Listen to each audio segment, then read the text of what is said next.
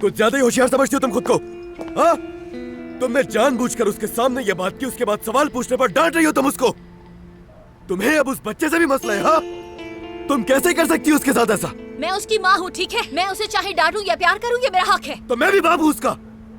मैं उसे नफसियाती नहीं करने दूंगा तुम्हें अब। देखो, अपनी गलतियों को मुझ पर डालने की कोशिश मत करो अली, ठीक है? अगर बच्चे की नफ्सियात पर असर हो रहा है तो वो तुम्हारी वजह से है। वो इसलिए परेशान है कि वो सोच रहा है कि उसके बाबा उसकी माँ को पसंद नहीं करते। तो भाई कहाँ से आया? ये सब तुम्हारी वजह से, मेरी वजह से नहीं।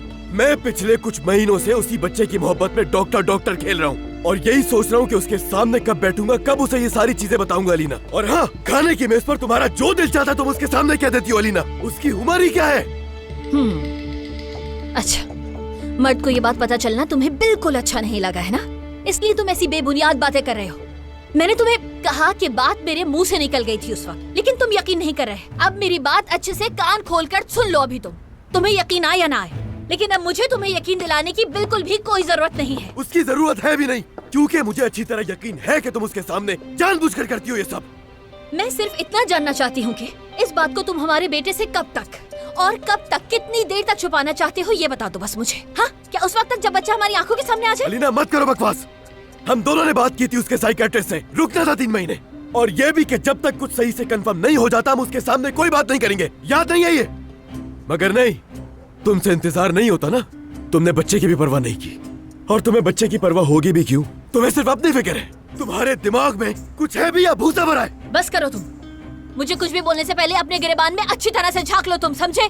तुम्हें शर्म नहीं आती कि अपने बेटे को धोखा दे रहे हो ताकि मुझसे शादी न करनी पड़े तुम्हें? हाँ? लेकिन अब नहीं, अब ये ड्रामा खत्म होगा अली साहब, ठीक है?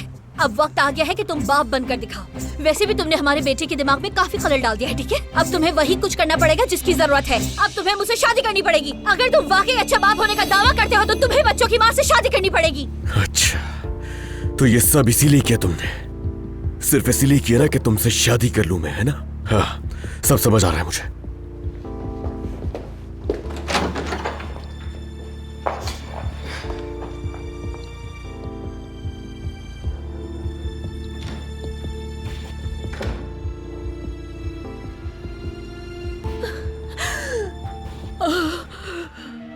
मोहब्बत बदुआ बन गई है